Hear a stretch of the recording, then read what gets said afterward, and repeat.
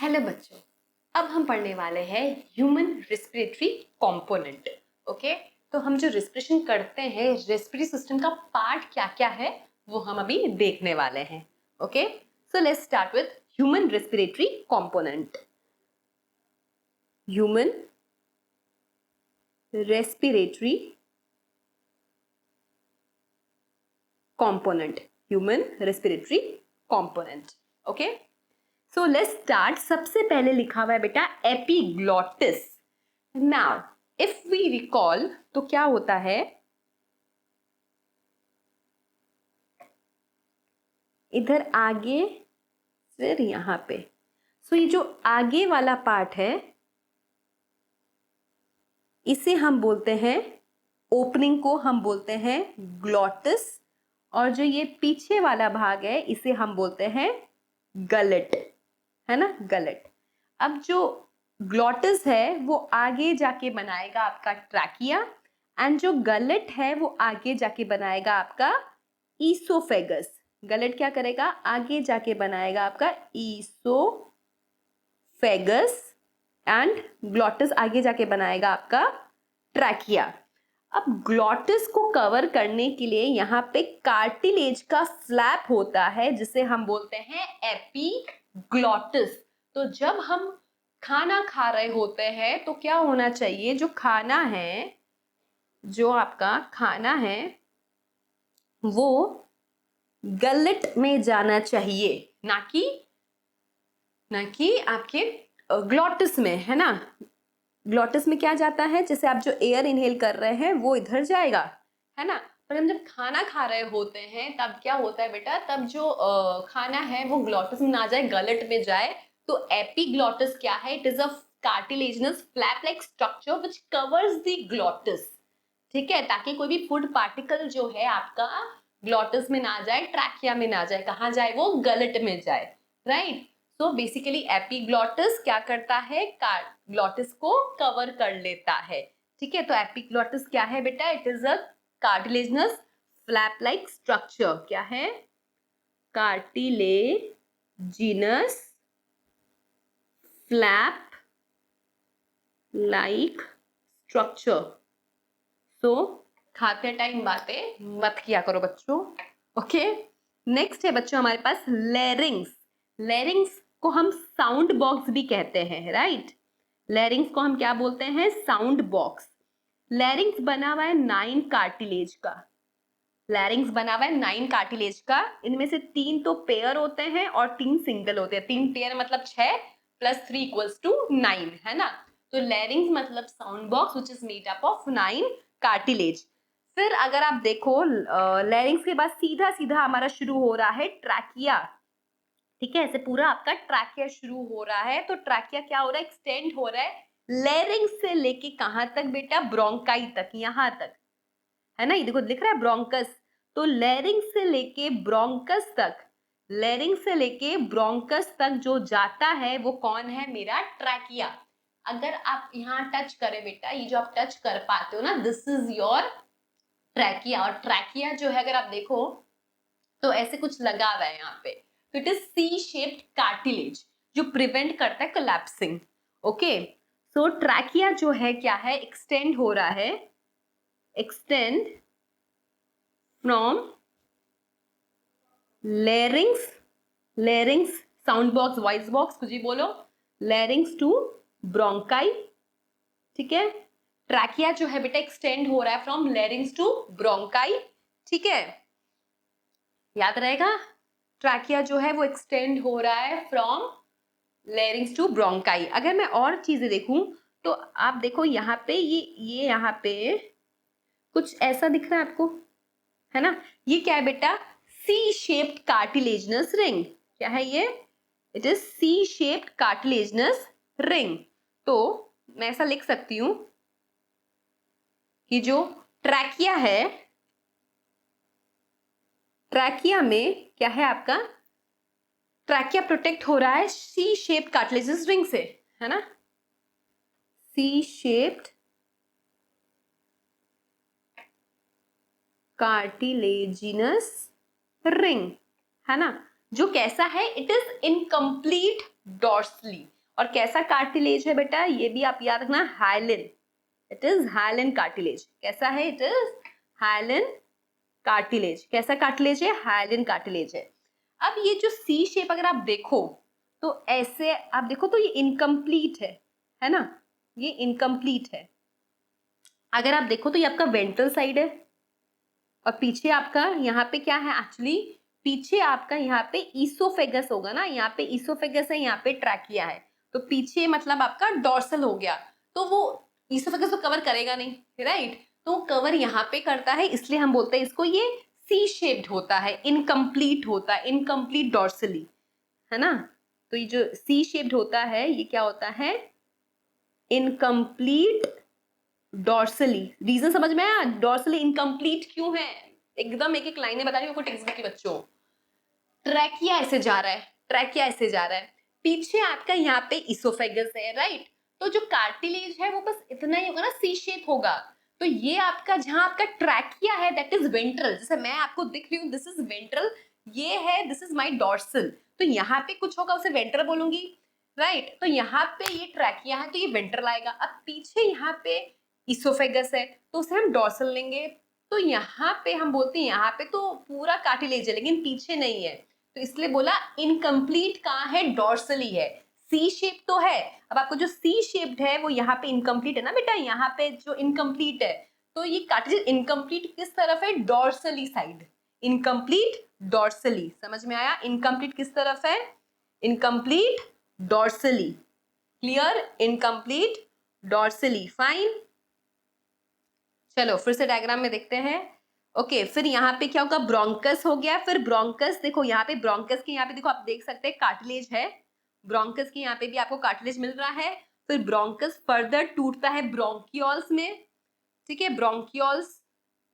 तो ब्रोंकस भी initial bronchiole, terminal, then respiratory होता है। तो बेसिकली इनिशियल ब्रोंकियोल में आपको कार्टिलेज मिलेगा, उसके बाद नहीं मिलता, एंड फाइनली आपको मिल जाएगा एल्वियोली, राइट। फाइनली आपको मिल जाएगा एल्वियोली। अब आप अगर डायग्राम में देखें बेटा तो यहाँ पे देखो हार्ट है ना, यहाँ पे आपका क्या है? हार्ट है ना। तो ये जो आपका ये राइट लंग हुआ आपका और ये आपका लेफ्ट लंग हुआ, तो जो लेफ्ट लंग है वहां पे एक नॉच सा है ना, इसे बोलते हैं कार्डियक नॉच। इसे क्या बोला जाता है? कार्डियक नॉच, क्योंकि यहाँ पे हार्ट आपका है ना, लेफ्ट लंग यहाँ पे हार्ट लोकेटेड है ना, इसलिए इसे बोलते हैं cardiac notch. Heart is cardiac, right, cardiac notch, ठीक है। तो कार्डियक नॉच कहाँ मिलेगा आपको? Only present in left lung. Cardiac notch आपको केवल लेफ्ट लंग में मिलेगा। कार्डियक नॉच कहाँ मिलेगा बेटा आपको? कार्डियक नॉच आपको केवल लेफ्ट लंग में मिलेगा। याद करो, कार्डियक नॉच हमें केवल लेफ्ट लंग में मिलेगा, राइट। कार्डियक नॉच हमें केवल लेफ्ट लंग में मिलेगा। नाउ आपका जो लंग है ना, जैसे राइट और लेफ्ट है। अब जो राइट लंग है इसमें क्या है? आपके दो फिशर है।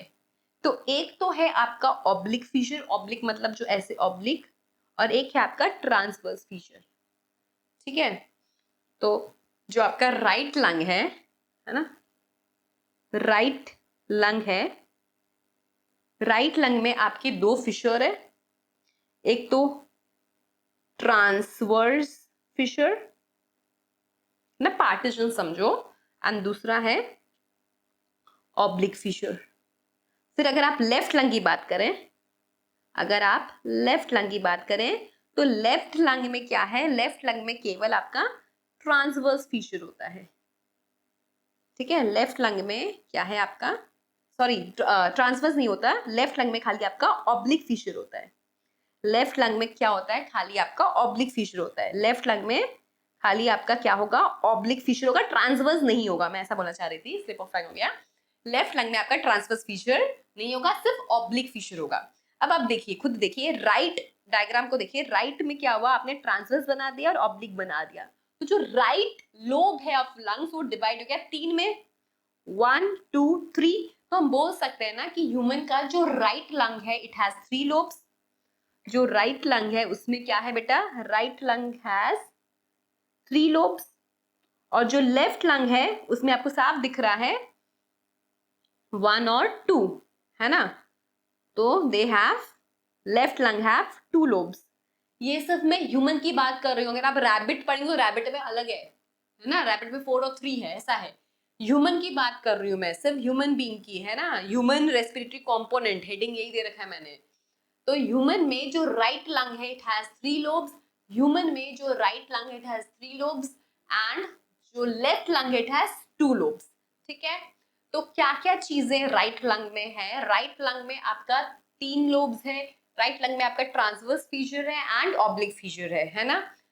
क्या नहीं है इसके पास? कार्डियक नॉच नहीं है, राइट लंग के पास कार्डियक नॉच नहीं है। लेफ्ट लंग में आते हैं, लेफ्ट लंग के पास ट्रांसवर्स फीचर नहीं है। तो क्या है उसके पास? उसके पास ऑब्लिक फीचर है, ऑब्लिक फीचर है, और उसके पास कार्डियक नॉच है ना। तो ये आपको लेफ्ट और राइट लंग का डिफरेंस आना चाहिए स्टेटमेंट में क्वेश्चन अगर आए तो। अच्छा, ऐसा पूछा जाए कि किसमें दोनों चीजें हैं, तो हम बोलेंगे ऑब्लिक फीचर आपके लेफ्ट और राइट लंग दोनों में है। ठीक है, एंड ह्यूमन में right lung has 3 lobes and left lung has 2 lobes. Clear? Okay, then हम बात करेंगे बेटा कवरिंग ऑफ लंग्स की। तो जो आपका लंग्स है, आपका लंग्स को कवर किया हुआ है कैसे? आपके लंग्स को कवर किया गया है प्लूरल मेम्ब्रेन से। आप देख सकते हैं pleural membrane, covering of lungs is pleura. जैसे हम बोलते हैं covering of heart is pericardium, फिर ब्रेन का हम बोलते हैं मेनिंजेस, वैसे ही जो कवरिंग ऑफ लंग्स है दैट इज प्लूरा। ठीक है, प्लूरा मेम्ब्रेन। अब प्लूरल मेम्ब्रेन को हमने ना बेटा 2 में डिवाइड किया है, आउटर एंड इनर। ठीक है, तो लिखते हैं covering of lungs.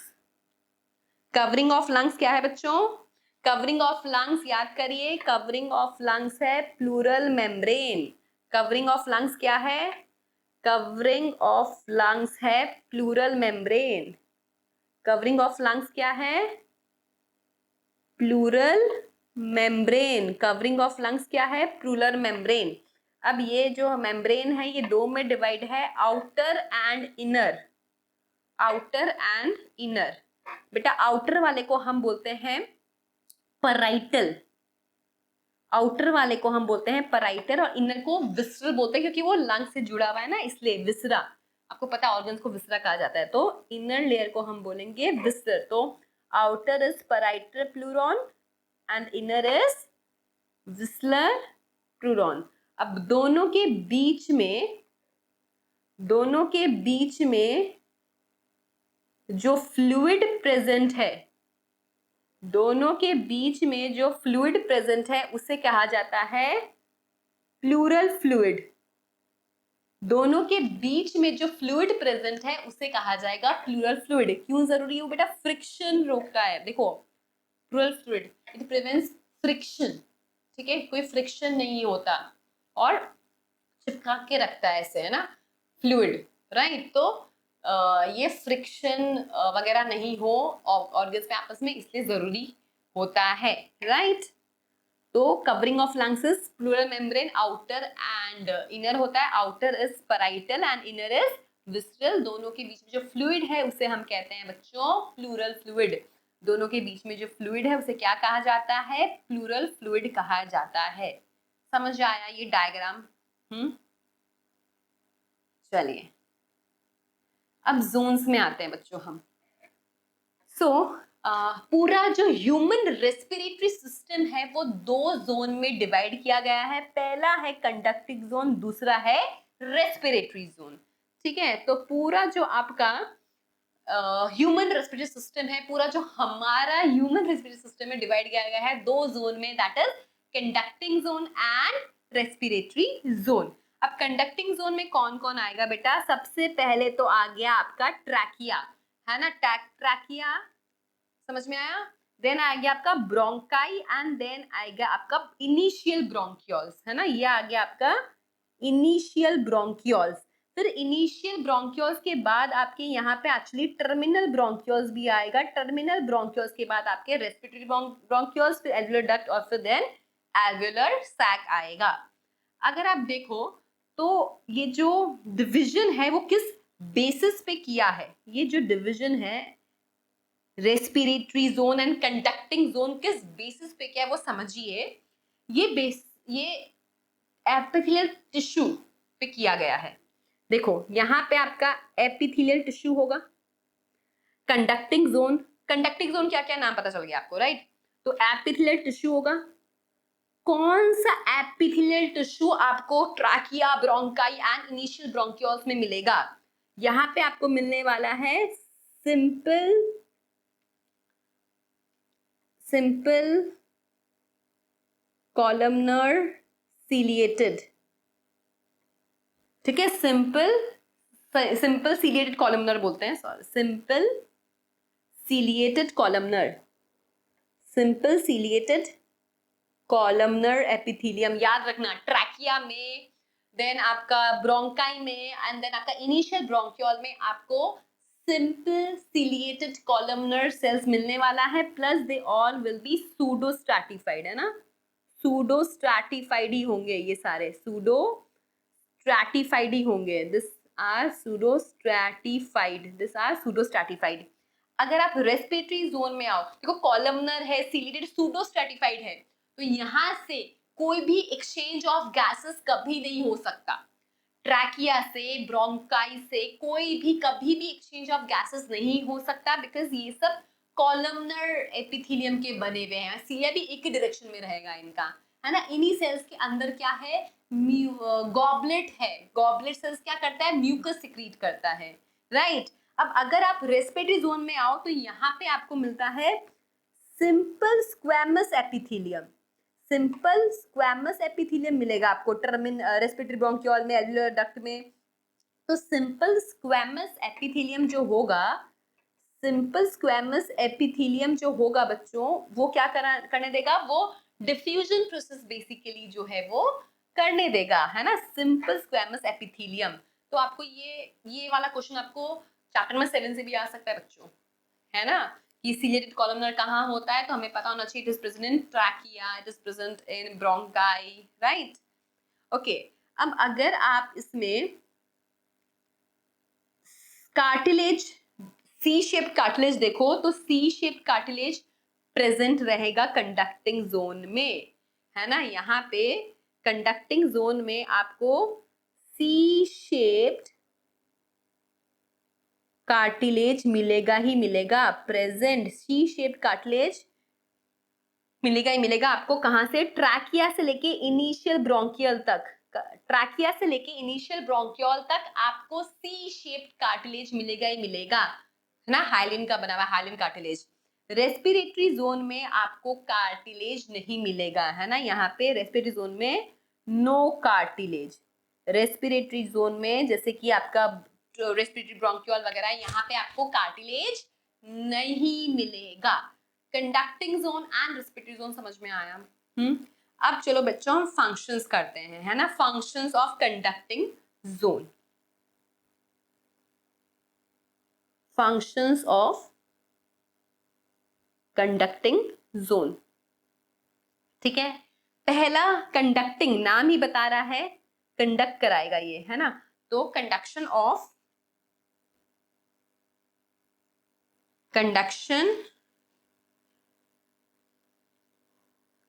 Of air from nostril, है ना, पूरा आपका जो ये नॉस्ट्रिल है, नॉस्ट्रिल टू रेस्पिरेटरी जोन तक लेके जाना, है ना। आपके नॉस्ट्रिल से रेस्पिरेटरी जोन, मतलब आपका टर्मिनल ब्रोंकियोल तक लेके जाने का मतलब जो रीजन है वो कंडक्टिंग जोन है, इसका फंक्शन यही है। दूसरा function, clear conducting air from foreign particle. तो बच्चों मैंने आपको कहा कि कॉलमनर सेल्स है ना, और इनका सीलिया है, और सीलिया एक ही डायरेक्शन में बीट करता है, एंड कॉलमनर सेल के अंदर गॉबलेट सेल्स है जो म्यूकस बनाता है। तो they has the property of trapping foreign particles, वो ट्रैप कर लेते हैं अंदर, रेस्पिरेटरी जोन में फॉरेन पार्टिकल्स को जाने नहीं देते, ठीक है। अब जैसे आपको अगर पता हो, जैसे राइनो वायरस वगैरह जो होते हैं, है ना, कॉमन कोल्ड वाले, है ना। तो ये सब बेसिकली क्या होता है बेटा, ये लोग आपके एकदम एल्वियोली में अटैक नहीं करते, राइट। रीजन बिहाइंड, क्योंकि ये ऊपर ही ट्रैप हो जाते हैं कंडक्टिंग जोन में। Okay, so clear conducting air from foreign particle. Then third function इसका humidification of air. Humidification of air, ये बहुत इंटरेस्टिंग, देखो मैं बताती हूँ। हम जब भी ऐसे इनहेल कर रहे हैं, कैसा भी एयर हो, ड्राई एयर हो, कैसा भी एयर हो, हम इनहेल करते हैं, राइट। अब जब आप एक्सहेल करते हो तो ऐसे फील करिए, आपको थोड़ा वार्म फील होगा और मॉइस्चर फील होगा, है ना। तो बाहर कैसा भी एयर हो, लेकिन जब ये अंदर जाता है ना, तो कंडक्टिंग जोन क्या कर देता है, उसको बॉडी टेम्परेचर जैसा एयर बना देता है, ताकि जब रेस्पिरेटरी जोन में जाए तो प्रॉपरली जो एयर का काम है, एल्वियोली में जाके जो एक्सचेंज ऑफ गैसेस करना है वो हो सके। हम ह्यूमन बींग्स हैं, हम लोग होम्योथर्मिक है, वार्म ब्लडेड एनिमल्स हैं, राइट। हम लोग का temperature with the outer world change नहीं होता, ठीक है। हम लोग होम्योथर्मिक है, हम लोग होम्योथर्मिक ऑर्गेनिज्म है, वार्म ब्लडेड एनिमल्स है, राइट। अब हम जैसे ड्राई एयर है, अगर हमने वो इनहेल किया, पर जो एक्सहेल हम करेंगे ना, that that has like warm air, moisture है उसमें, है ना। तो ह्यूमिडिफिकेशन का काम करता है। आप कितने ठंड में, आप कितना भी ठंड हो, कुछ भी हो, आप इनहेलेशन तो करोगे ना भाई, तो वो एयर का टेम्परेचर जो है वो एटमॉस्फेरिक टेम्परेचर है, उसको बॉडी टेम्परेचर जैसा बनाना, जो एयर हम इनहेल कर रहे हैं उस एयर को कंडक्टिंग जोन में बॉडी टेम्परेचर जैसा एयर बनाया जाता है, सो दैट रेस्पिरेटरी जोन अपना काम कर सके, ठीक है। तो कंडक्टिंग जोन का एक मेन फंक्शन है humidification of air, clear. Then fourth function है maintain temperature of conducting air according to body temperature, है ना, जो मैंने आपको बता दिया इसी में, right. Body temperature, maintain temperature conducting air according to body temperature, जैसा आपका बॉडी का टेम्परेचर है वैसा कंडक्टिंग जोन एयर को बना देता है ना। ये आपका फंक्शन हो गया कंडक्टिंग जोन का। और रेस्पिरेटरी जोन का फंक्शन क्या है बेटा, रेस्पिरेटरी जोन का फंक्शन क्या है, जस्ट एक ही फंक्शन इसका, diffusion of gases. Respiratory zone का एक ही फंक्शन है, that is diffusion of gases. Respiratory zone का एक ही फंक्शन है, that is diffusion of gases, है ना। एक ही फंक्शन रेस्पिरेटरी जोन का, that is diffusion of gases, clear. Okay, so सबसे एंड में जो आता है वो आता है आपका alveoli, which is the unit of lungs. तो लेट्स स्टार्ट विद एल्वियोली, है ना। एल्वियोली क्या है, एल्वियोली क्या है बच्चों, alveoli is unit of lungs. Alveoli क्या है, alveoli is unit of lungs. तो around approximately you have 300 million alveoli, है ना। in each lungs you have around 300 million alveoli। अगर आप सरफेस एरिया देखो इसका, तो सरफेस एरिया कितना हो जाएगा, 80 to 100 metre square surface area, सोचिए। तो ये है आपका एल्वियोली का स्ट्रक्चर, है ना। This is your alveoli structure. अगर आप देखो तो यहाँ पे बेसिकली क्या है, 3 मेम्ब्रेन है ना। यहाँ पे अगर आप देखो तो यू हैव 3 मेम्ब्रेन। मेम्ब्रेन यहाँ पे कितनी है, 3 है, ठीक है। एक तो ये आपका एल्वियोली है, तो alveoli is lined by what, alveoli, alveoli किस में आता है, एल्वियोली आता है रेस्पिरेटरी जोन में, and respiratory zone is lined by simple squamous epithelium. तो पहला जो मेम्ब्रेन आएगा that is simple squamous epithelium of alveoli, simple squamous epithelium of alveoli, ठीक है। फिर दूसरा, एक बार छोड़ती हूँ, देन थर्ड लिखती हूँ मैं, आपका ये कैपिलरी है ना, ब्लड कैपिलरी। तो ब्लड कैपिलरी के जो अंदर है उसे हम बोलते हैं एंडोथीलियम, है ना, ये भी स्क्वायर सिंपल स्क्वायमस ही होता है, एंडोथीलियम बोला जाता है उसको, एंडोथीलियम ऑफ ब्लड कैपिलरी। अब बच्चों दोनों के बीच में जो प्रेजेंट है आपका जो एल्वियोली है और जो आपका कैपिलरी है ना, उसके बीच में जो प्रेजेंट है ये येलो वाला पार्ट, इसे हम बोल रहे हैं बेसमेंट मेम्ब्रेन। इसे क्या कहा जा रहा है? इसे कहा जा रहा है बेसमेंट मेम्ब्रेन। क्या कहा जा रहा है? Basement membrane. ठीक है, सो बेसिकली आपका क्या हो रहा है, एयर आपने इनहेल किया, है ना, एयर आपने इनहेल किया which is rich in oxygen, है ना, एंड वो आपने कहाँ भेज दिया? वो आपने भेज दिया इधर ब्लड कैपिलरी में। आपका जो ब्लड कैपिलरी है that is rich in CO2, वो क्या होगा? डिफ्यूजन के थ्रू एल्वियोली में आ जाएगा और फिर CO2 एयर में, एयर से बाहर चला जाएगा, मतलब आपकी बॉडी से बाहर चला जाएगा CO2। ठीक है, समझ में आया? सिंपल प्रोसेस जो है वो हो रहा है यहाँ पे। सो ये जो आपका प्रोसेस हुआ यहाँ पे, जो मैंने आपको प्रोसेस बताया, ये प्रोसेस का नाम है डिफ्यूजन, है ना, डिफ्यूजन ऑफ गैसेस। चीजें हमेशा फ्लो करती है from high concentration to low concentration. अभी आपने इनहेल किया तो एल्वियोली में O2 नेचुरल सी बात है ज्यादा होगा।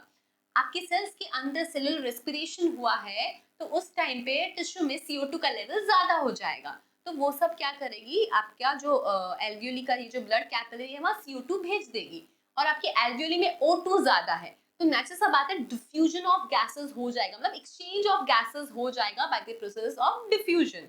ओके, अब कौन कौन से ऐसे फैक्टर्स है which affect the diffusion of gases, वो भी हम कर लेते हैं। सो factors affecting diffusion of gases, कौन कौन से factors diffusion of gases affect करते हैं? पहला है बेटा थिकनेस, पहला फैक्टर है थिकनेस, है ना। अब अगर आप देखो तो जैसे जो सिंपल स्क्वैमस एपिथेलियम ये सब का है, जो थिकनेस अगर आप देखो, thickness is less than 1 mm, क्योंकि अगर थिकनेस बढ़ेगा बेटा, अगर थिकनेस बढ़ेगा तो डिफ्यूजन कम हो जाएगा। आप कोई चीज थिक कर रहे हो तो डिफ्यूजन क्या होगा? कम होगा। तो इनका जो थिकनेस होता है that is less than 1 mm। Yes, you have to learn this as it is mention in NCERT। Okay, जो इसका थिकनेस होता है it is less than 1 mm। दूसरा फैक्टर है बेटा पार्शियल प्रेशर, है ना, तो पार्शियल प्रेशर जितना ज्यादा होगा उतना ही अच्छा रहेगा, उतना ही क्या होगा? आपका प्रॉपर डिफ्यूजन होगा। एंड तीसरा फैक्टर बेटा हमारे पास solubility of gases. Solubility of gases हमने पहले भी इसके बारे में बात की थी कि भाई O2 एंड CO2 दोनों ही सॉल्युबल है, इसलिए इनका एक्सचेंज ऑफ गैसेस, मतलब इनका डिफ्यूजन हो रहा है। नाइट्रोजन इज नॉट सॉल्युबल तो उसका नहीं होता। So factors which affect this is thickness, partial pressure, है ना, एंड सॉल्युबिलिटी। अगर आप देखो तो rate of diffusion, rate of diffusion it is directly proportional to solubility. ठीक है, फिर rate of diffusion is directly proportional to partial pressure, but rate of diffusion is inversely proportional to thickness of different membrane.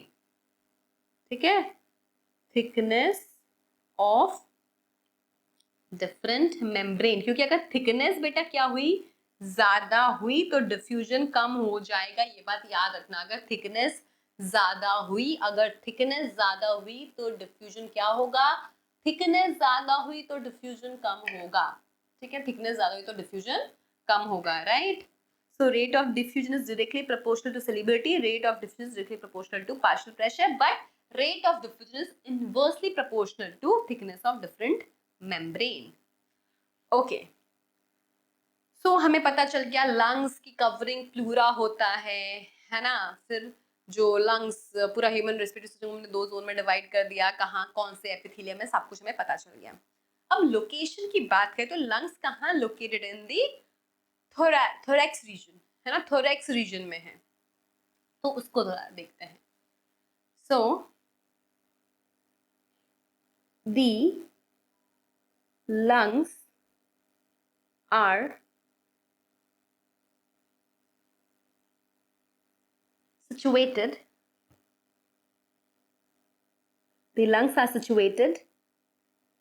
in the thoracic chamber. ठीक है, lungs कहाँ situated है? In the thoracic chamber, which is anatomically airtight chamber. Which is anatomically airtight chamber. ठीक है, कैसे बना हुआ है? It is formed by, पहला डॉर्सल, अगर आप देखो डॉर्सल मतलब पीछे है ना, डॉर्सल मतलब पीछे, बैकबोन, डॉर्सल। तो डॉर्सल क्या है? वर्टिब्रल कॉलम है ना, डॉर्सल क्या है? डॉर्सल है वर्टिब्रल कॉलम। ठीक है, फिर दूसरा अगर आप देखो वेंट्रल, वेंट्रल मतलब ये फ्रंट साइड है ना, वेंट्रल। तो वेंट्रल में क्या है आपका? स्टर्नम है, वेंट्रल साइड है ना, वेंट्रल में यू हैव स्टर्नम। वेंट्रल में क्या है बेटा? स्टर्नम है। ठीक है, देन अगर आप देखो लेटरल साइड में, ये हो गया आपका लेटरल साइड है ना, दिस इज लेटरल। तो लेटरल में क्या है बेटा? Ribs.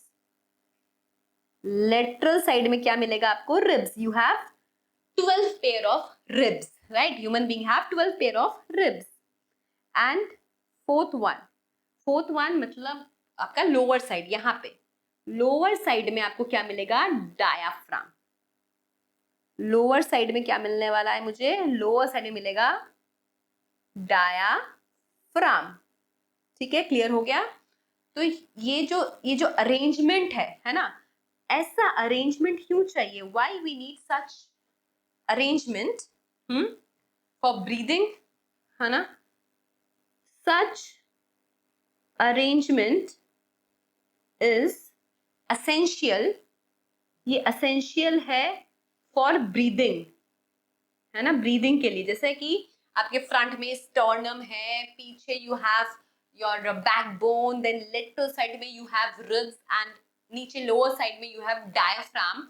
Why you need such kind of arrangement? Because such, ये अरेंजमेंट जो है, क्योंकि अगर ये जो अरेंजमेंट ऐसा नहीं होगा तो आप पल्मोनरी वॉल्यूम्स ऑल्टर कैसे करोगे? कभी हम इनहेल कर रहे हैं, कभी हम एक्सहेल कर रहे हैं, कभी हम ज्यादा एयर इन ले रहे हैं, कभी हम ज्यादा एयर बाहर निकाल रहे हैं। ये जो पल्मोनरी वॉल्यूम्स चेंज होते हैं, ऑल्टर होते हैं, ये सब हो सके इसलिए ऐसा अरेंजमेंट जरूरी है ना?